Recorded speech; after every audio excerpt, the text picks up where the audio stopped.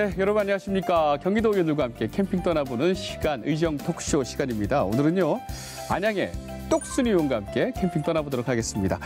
당차고 똘똘하게, 때로는 친구로 딸로 며느리로 우리 주민들을 참 이렇게 대하시는 분이라고 합니다. 어떤 분인지 궁금한데요. 이채명 경기도 의원과 함께 캠핑 떠나보도록 하겠습니다. 캠핑 친구 어서 오세요. 네, 반갑습니다. 예, 본인 소개 좀 해주세요. 아, 저는 어딜 가든지요. 제 이름 삼행시로 제가 인사를 드리거든요. 아, 삼행시로요? 네. 이런 분 안 계신데. 오늘 먼저 띄워주시겠어요? 알겠습니다. 자, 이채명입니다. 네. 이구동성으로 말합니다. 이구동성으로 말합니다. 채명이가 떡소리 나게 명. 네, 명품 경기도를 만듭니다. 얼마나 준비하셨어요, 이거?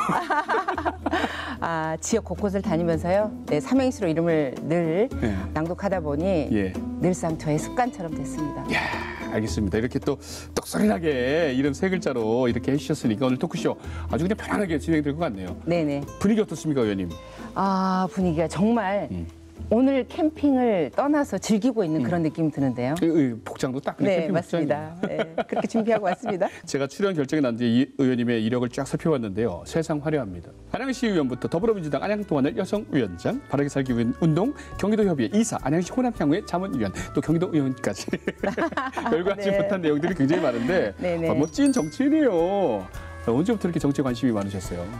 저는 모태 아마 정치인이라고 해도 과언이 아닐 정도예요. 예. 저희 친정 아버지께서 제가 어렸을 때부터 정치에 좀 관심이 많았던 것 같습니다. 그 당시에도 보니까 저의 집안일은 뒷전이고요. 늘상 지역 주민들을 위해서 발로 뛰는 모습을 좀 많이 지켜봤고요. 예. 그리고 저희가 서울로 사실은 상경해서 이사 왔을 때 아버지께서 신협 이사장 선거를 3번을 도전을 했습니다. 예. 그래서 옆에서 제가 도움을 많이 드리면서 현장에서 많은 경험을 좀 쌓았던 것 같습니다. 3번이나? 네, 자연적으로 몸에 체득한 그런 정치 생활이었다라고 해도 네, 맞습니다. 그 선거 쉽지 않거든요. 국회의원 선거보다 더 어려울 수도 있어요. 맞습니다. 굉장히 어려운 선거였던 근데 것 어떻게 같습니다. 3번 다 떨어지셨어요? 아, 노코멘트 하겠습니다. 네. 그리고 또 한 가지는 이제 아버지를 도와드리면서 예. 2010년도에 그 서대문구의 문석진 구청장님이시죠. 구청장님 선거 때 제가 잠깐 도와드리면서 네. 아, 그때부터 아마 정치에 좀 꿈을 키웠던 것 같아요. 이렇게 좋은 세상, 네네네. 따뜻한 마음을 주민들한테 전달을 좀 하고 싶은 그런 정치인이 됐으면 좋겠다라는 그런 생각을 아마 가졌던 것 같습니다. 찐 정치인이시네요. 네네, 맞아요. 모태 신앙이 아니라 모태 정치인이다. 네, 제가 말씀드렸지만 빛까지 파란색인 듯합니다. 정치라는 게 참 옆에서도 보셨지만 혼자 할 수 있는 게 없잖아요. 맞아요. 그죠? 주변에 도움 많이 받으셨을 것 같은데 어때요? 이 일을 하면서 진짜 고마운 사람이 되게 많을 것 같아요. 가장 첫 번째 원천은 사실은 가족의 지지와 힘, 가족의 노력, 봉사인 것 같고요. 그 다음에 이제 저를 위해서 많이 지지해주고 후원해주고 지원해줬던 분들이 굉장히 많습니다. 첫 번째로 꼽자면 저희 오기순. 저희 친구이고요. 예, 예. 그다음에 김영희, 예? 김용암, 그리고 류재강, 그리고 선정술, 유진호 등등 문수건 너무나 많습니다. 열거하기. 저기 연말 시상에서 대상 받으셔가지고 더 고마운 사람 이름 열거하시는 것 같아요. 네. 경기도민 다 나올 것 같은데 그 중에서 정말 한 사람만 이야기해 본다면 저의 인생의 터닝 포인트, 전환점을 주신 분은 오기순 친구입니다. 오귀순. 네, 나이는 사실은 저랑 띠동갑이세요. 네. 12살 차이가 나는데요. 굉장히 옆에서 저에게 인생에 아마 조타수 역할을 많이 해줬던 것 같습니다.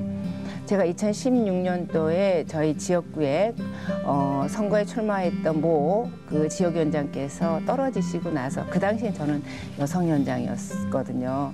그리고 저희 지역에 이제 지역위원장이 새로운 인물이 오실 수밖에 없는 그런 상황에서 제가 정치의 길을 굳이 갈 수도 없는 그런 위치에 있는데 어느 날 갑자기 그 친구가 전화가 왔습니다. 그 당시에는 제가 또 사회복지 공부와 그리고 대학원 공부를 하는 입장에서 굉장히 피곤한 상태에서 집에서 소파에 누워있는데 갑자기 전화가 왔어요. 네. 너 뭐하니? 그러는 거예요. 그래서 지금 너무 피곤해서 자고 있어요. 그랬더니 너 빨리 출마를 해라. 예, 네가 예를 들어서 나가서 정치에 좋은 영향력을 끼치면은 지역에 큰 발전이 있을 테니까 너 선거에 출마해. 이러는 거예요. 그래서 어머 쉽지 않은 지금 과정인데요. 그랬더니 걱정하지 마. 너라면 가능성이 있어. 네. 라는 그 말 한마디에 제가 그때부터요. 준비를 하기 시작했습니다. 그게 2017년도인 것 같습니다. 그래서 도전해서 네. 성공까지. 만약에 그분이 저에게 전화 주시지 않았다면 아마 저는 힘을 내지 않았을 겁니다. 그러니까 인생 우리가 살면서 꼭 옆에서 누군가의 지지를 한 사람만 있으면 사람이 살 수 있는 그 힘이 된다고 하더라고요. 저의 인생에 가는 길에 예. 많은 조언자와 상담 역할을 굉장히 많이 해주시고 계세요. 지금도 해주시고 계십니다. 나는 왜 전화하는 사람이 없지? 전화해서 네. 출마해봐 이런 사람은 없네요. 그리고 여기 제가 방금 전에 그 열거했던 그런 모든 분들은 예. 제가 선거 과정에서뿐만 아니라 지금도 예. 이채명의 일이라면은 무조건 하고 발벗고 아. 나서서 도와주고 조언해 주시고요. 늘 좋은 길로 갈 수 있게끔 큰 힘이 되어 주신 그런 분들이십니다. 오 교수님을 비롯해서 도움 주시는 많은 분들 계실 텐데 카메라 보시고 감사의 한마디 영상 편지 부탁드리겠습니다. 오기순 우리 언니를 비롯하여 제가 열거했던 우리 저를 지지해주고 지원해주신 저의 지인분들께 정말 이 자리를 빌어서요 감사하다는 말씀 드리겠습니다. 앞으로도요 최선을 다해서 우리 지역 주민 그리고 경기 도민을 위해서 열심히 발로 뛰는 그런 도의원이 되도록 하겠습니다. 고맙습니다.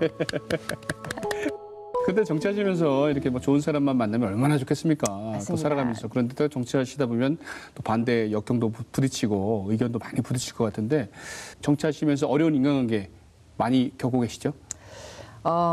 저는 참 좋은 역할을 긍정적인 메시지를 지역 주민들한테 전해주는 걸로 해서 좋은 이미지로 많이 남고 싶은데 사실은 가끔은 지인분들께서 사업을 저에게 이제 들이밀었을 때 굉장히 사실은 난감합니다. 네. 민원을 가지고 저에게 찾아오신다라고 하면 저는요 자지 않고요 네. 주말도 쉬지 않고 네. 우리 지역 주민 민원을 위해서 다각적인 방법을 동원해서 해결하려고 정말 노력을 합니다. 하지만 개인의 이익을 위해서 저를 찾아온다라고 했을 때는 굉장히 사실은 많이 힘듭니다. 그렇죠. 그동안에 네. 그런 분들이 사실은 많지는 않지만 예. 몇 분들이 찾아오셨을 때 그분들한테 조금 마음에 좀 상처를 드리지 않나 이런 생각도 듭니다. 그렇지만 가끔씩은 미움을 받는 것 또한 저는 사실은 용기다라고 저는 생각하기 때문에 앞으로는 과감하게 그런 부분들은 좀 거절할 때는 거절을 해야만이 나중에 오히려 더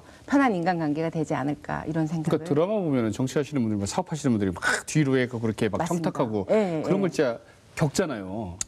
그게 제일 가장 힘듭니다. 제일 힘든 거죠. 네네. 그분하고 좀 친했다가도 또 뭔가 인간관계도 틀어지고 틀어지고 이런 관계가 그게 또 많죠. 단호하게 또 쳐내야 될 때.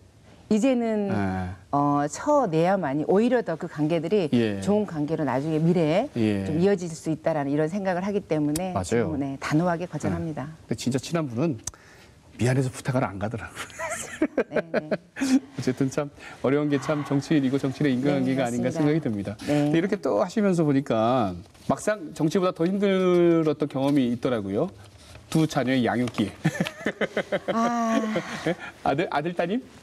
맞습니다. 네. 사실은 많은 부모님들이 그렇게 생각하겠지만은 내 자녀가 부모의 마음처럼 사실은 커주진 않거든요. 예. 근데 저희도 아들 하나, 딸 하나가 있는데요. 희노애락을 네. 아들과 딸 관계 속에서 저는 다 느꼈습니다. 벌써 다 장성하셨겠네. 네네. 네. 첫째 아들이 축구 선수 출신입니다. 그런데 그 친구가 네. 프로까지 가서 선수 생활을 하다가 예. 뜻하지 않는 부상으로 인해서 축구를 접었을 때 그 아이가 겪는 슬럼프를요. 예. 부모가 같이 옆에서 지켜봤을 때 한없이 사실은 눈물을 흘릴 수밖에 없는 그런 상황을 저는 많이 겪었습니다. 그 아이의 슬럼프 그 과정에서는요. 아이가 정말 잘못될까 봐 굉장히 많은 노심초사를 했었거든요. 예. 그런데 다행히 지금은 어느 정도 안정이 돼서요. 지금은 다른 길을 좀 선택해서 가고 있는 그 모습에 지금은 자랑스럽게 생각하고 있습니다. 뭐라고 많이 하셨어요? 엄마로서. 엄마로서 사실은 많이 아이를 사실 존중해줬던 것 존중. 같아요. 예. 그 당시에도 초등학교 4학년 때부터 아이가 축구를 시작하려고 할 때도 다른 부모들은 아이를 공부를 시켜야지 어떻게 축구를 시키냐라고 했을 때 저는 그 아이를 존중해줬어요. 정말 네가 원하는 일이 축구다라고 하면 저는 그 부분에 대해서 예. 아이가 가는 방향으로 저는 밀어야 된다라고 얘기를 했고요. 엄마 입장에서는요 흐뭇했어요. 행복해하는 그 아이의 모습. 예전에 막 속으로 많이 우셨겠어요. 어머니로서 많이 진짜. 울었었죠. 아, 진짜 울었겠어요. 따님은 속 하나도 안 썩히고요. 가장 아픈 손가락이 사실은 저희 둘째 딸입니다. 아, 오히려 딸이에요? 많은 관심을 드려야 되는데도 불구하고 오빠로 너무 많은 힘을 쏟아가지고 그 아이는 학원조차 다니지 않은 상태였어요. 예. 그럼에도 불구하고 예. 아이가 사실은 고등학교 졸업하고 대학을 가지 않은 거예요. 아, 본인이 의사로? 네. 아, 나 안 가겠다? 아. 그런데 그 아이는 인생 철학이 있었더라고요. 아, 예. 처음에는 저하고 남편은 굉장히 많이 고민을 했죠. 남들 다 가는 대학을 가야 되는데 왜 아이가 대학을 가지 않을까. 그런데 아이가 1번부터 100번까지요. 책 리스트를 쫙 작성을 해서요. 도서관에 가서 한 권 읽어가면서 거기서 체크를 하면서 아이가 자기 자신의 인생에 어떤 꿈을 키워가고 있는 모습을 본 거예요. 그러면서 아이가 나름의 어떤 인생 경험을 하기 위해서 아르바이트를 하더라고요. 그래서 저희는 믿었어요. 아, 이 아이가 분명히 뭔가의 인생 철학이 남다르겠구나. 똑같은 정규 코스를 받는 것보다 그 아이의 어떤 인생 철학을 우리가 신뢰하고 믿어줘야 되겠다라고 아빠랑 둘이 결심을 했고요. 나중에 아이가 뜻하지 않게 정말 학원도 가지 않은 상태였는데요. 공기업에 취직을 하게 됐습니다. 예. 그러면서 그 아이가 마지막에 저한테 하는 말을 뭐라고 그랬냐. 엄마, 아빠 믿어주고 기다려줘서 너무 감사하다. 네. 믿음과 신뢰. 네, 믿음과 신뢰 굉장히 때로는 무관심. 중요합니다. 때로는 기다림. 그렇죠. 무관심보다도 기다림의 미학이죠. 기다려주니까 아이의 어떤 예. 우리 신뢰와 믿음 바탕에서 네네. 제대로 성장해 가는구나. 네. 어쨌든 뭐 그 두 자녀도 엄마한테 되게 고마워하겠네요. 참 우여곡절 끝에 두 아이 모두 잘 컸는데 이러한 경험이 또 어떤 뭐 민원 처리하는데도 큰 도움이 됐다라는 그런 밑바탕이 있어요. 맞습니다. 제가 수많은 민원 속에서 우리 딸아이의 치부를 드러내면서 민원을 해결한 케이스가 있습니다. 네. 예, 어떤 아버지의 민원이었어요. 아이가 어떤 드론 교육을 받아야 되는데 어떤 불평등으로 인해서 그 아이가 교육을 받지 못하는 그런 어떤 상황이 생겨서 아버지는 굉장히 화가 나서 민원을 어떻게 하면 처리를 해서 내 아이한테 혜택을 줄까 이런 고민만 한 거예요. 그 아이의 생각은 전혀 개의치 않고 그래서 저희 사무실에 찾아오셔서 제가 정말 진심 어린 저의 어떤 치부를 우리 딸 키웠던 내용을 그대로 다 오픈을 했습니다. 네네네. 근데 아버지한테 진심이 통했던 것 같아요. 민원을 거기에서 다 취소하시고 예. 그 아이를 위해서 아버지가 많은 대화를 하시겠다라고 저한테 말씀을 주셨을 때 네. 정말 그 어떤 민원을 해결하는 것보다 더 저에게는 가장 큰 감동이 왔어요. 한 사람의 민원 해결은 그게 100명이 되고 또 1000명이 될 수 그렇죠. 있는 거죠. 한 사람에게 정성을 다했을 때 당연하죠. 효과를 발휘할 수 있다. 그리고 또 한 가지 예. 제가 살아온 인생의 그 경험 있잖아요. 예. 자, 정치는 네 거로 세일즈다라고 제가 늘상 표현하는데 고객한테 예를 들어서 내가 나 자신을 상품 판매를 하듯이 우리 지역 주민들한테도 제대로 정말 내가 정말 진심 어린 마음으로 우리 주민들한테 네. 민원을 해결해야 되겠다. 그 마음 똑같습니다. 정치 네 니꺼를 거를 세일즈. 세일즈. 네, 저는 늘상 그렇게 생각합니다. 고객의 마음을 사로잡아야 물건을 팔 수 있듯이 똑같습니다. 똑같다. 지역 주민들의 마음을 사로잡아야 예. 제가 정치 생활도 지속적으로 저는 할 수 있다. 우리 사랑하는 그 지역을 위해서 어떤 걸 지금 관심을 가장 많이 갖고 계세요? 우리 지역에 가장 큰 수건 사업이 있습니다. 네. 안양시 60년 된 묵은 수건 사업이 교도소 이전 문제가 있고요. 네, 예. 두 번째는 저희가 호계 이동에 효성 아파트라고 있습니다. 바로 앞에 H그룹 데이터 센터가 45m 앞에 지금 들어오려고 하는 그 부분이 지금 두 가지가 두 가장 가지? 큰 이슈로 그래요. 지금 다가서고 있습니다. 뭐지 교도소 이전은 이게 사실은 뭐 1, 20년이 아니라 한 30년 된 문제 같아요. 어떻게 결정이 났나요? 자, 작년이죠. 2022년 8월 18일 날 저희 최대호 안양시장과 그리고 저희 지역구 이재정 국회의원과 그리고 윤석열 정권에서 네네. 윤석열 대통령이 가장 신뢰한다라고 하는 김건희 씨? 네. 한동훈 한동훈 법무부 장관, 네, 신뢰하신다고 하는 한동훈 네네. 법무부 장관과 예. 저희 시도의원들 함께 예. MOU를 체결했습니다. 네. 안양 교도소 이전과 예. 현대화, 재건축이죠. 현대화 건립을 촉구하는 그런 MOU 체결을 8월 18일, 작년 8월 18일 날 체결을 한 상태입니다. 그러니까 좀 더 지금보다는 한 단계 더, 한 발 더 내딛었다고 해도 예, 과언이 아니죠. 그럼 이전 계획은 수립은 안 된 거예요? 그냥 MOU만 체결한 겁니까? MOU가 체결된 상태이고요. 예. 이제 올해 5월 달에 아마 올해 5월. 사업 계획안이 네. 법무부에서 기재위로 아마 들어가야 될 겁니다. 지금 그런 단계에 지금 와 있죠. 지역 주민들은 엄청 바라고 있을 텐데요. 굉장히 좀 초미 관심사로 그렇죠. 되어 있죠. 예. 네. 근데 그게 또 교도소만 이전하고 구치소는 뭐 리모델링해서 현대화를 한다 뭐 이런 얘기도 있던데요. 네, 맞습니다. 자, 교도소는 당연히 이전이 돼야 되는 거고요. 네. 근데 구치소 기능이라고 하는 거는 자, 기결수는 이미 형이 확정됐기 때문에 당연히 이전을 돼야 되는 건데 아직 미결수는 아직 형이 재판을 받아야 확정되지 되니까. 당연히 재판을 네. 받아야 되기 때문에 일단은 그 부분은 저희가 재건축 현대화식으로 동북구치소 있죠. 네, 그런 네. 것처럼 현대화로 지금 구상을 하고 있는 상황이고요. 네. 아마 2030년 정도는 어느 정도는 착공을 해야 되겠다라고 지금 구상을 하고 있는 상황입니다. 안양시 입장에서는. 그렇고 안양시 입장에서는 네. 근데 지역 주민들은 이렇게 생각할 거예요. 이 수도권 안양도 너무 이게 번화한데 좀 이렇게 좀 다 교도소든 구치소든 다 이전했으면 얼마나 좋을까 이런 바람도 있을 것 같아요. 일반 시민 입장에서는. 그렇지 않아도 작년 겨울쯤이죠. 예. 각 저희 동 같은 경우 4개 동인데 4개 동의 주민자치위원회에서 저희 시도위원들이 주민자치위원회에서 앉혀서 그분들이 정말 질의응답을 한 30분 정도 했었습니다. 네. 그런데 저희가 충분하게 지역 주민들께 설득을 했고요. 네. 지역 주민들도 어느 정도는 지금 단계에서는 지금 단계에서는. 네, 수긍을 하는 단계입니다. 왜냐하면 사실은 우리 안양시도 안양 교도소를 빨리 이전하길 원하잖아요. 예, 예. 그런데 생각을 해보십시오. 다른 지자체 같은 경우도 자 그렇죠. 어느 지자체에서 얼른 와 받아줄게 맞아요. 그런 지자체 없습니다. 네, 네. 네. 수원 비행장 문제도 참 오래된 문제잖아요. 똑같은 똑같은 맥락에서 맞아요, 보시면 될 맞아요. 것입니다. 알겠습니다. 자, 두 번째 데이터 센터.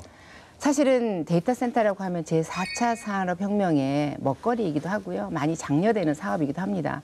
안양시에 만약에 데이터 산업이 건립이 되고 유치가 된다고 했을 때는 첫째 일자리 창출 네. 그리고 세수 확대 그리고 네. 지역 경제 활성화 등 여러 가지 방면에서 많은 도움이 됩니다. 그럼에도 불구하고 사실은 이 데이터 센터가 인근 공동주택과 그리고 아이들이 많이 학교를 다니는 유치원, 초등학교 바로 앞에 45m 앞에 건립이 된다라고 했을 때 상상을 해보십시오. 이 데이터 센터가 가동이 된다고 생각하면 우리 시민들의 건강은 누가 책임질 거냐라고 하는 거죠. 단순하게 그냥 저는 잘 모르겠는데 딱 생각하면 이거 전자파도 발생한다는 거 아니야? 약간 이런 생각이 들고. 사실은 전자파는 두 번째죠. 두 번째요? 당연하죠. 소음 발생하는 거 아니야?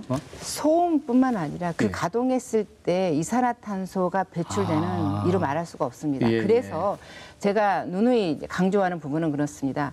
효성에서 사실은 효성 공장 부지가 바로 옆에 있습니다. 예. 산에 보면 나무도 있고 숲도 우거져서 만약에 이산화탄소가 발생을 했을 때 배출되는 것을 바로 흡수할 수 있는 그런 부지가 따로 있기 때문에 자 그러면 그 부지로 이전을 해서 그 부지로 가서 건립을 하면은 우리 안양 시민들은 대환영입니다. 그래요? 네. 우리 효성 아파트에 있는 그 주민들도 자 그렇게만 해준다라고 하면 대환영이다.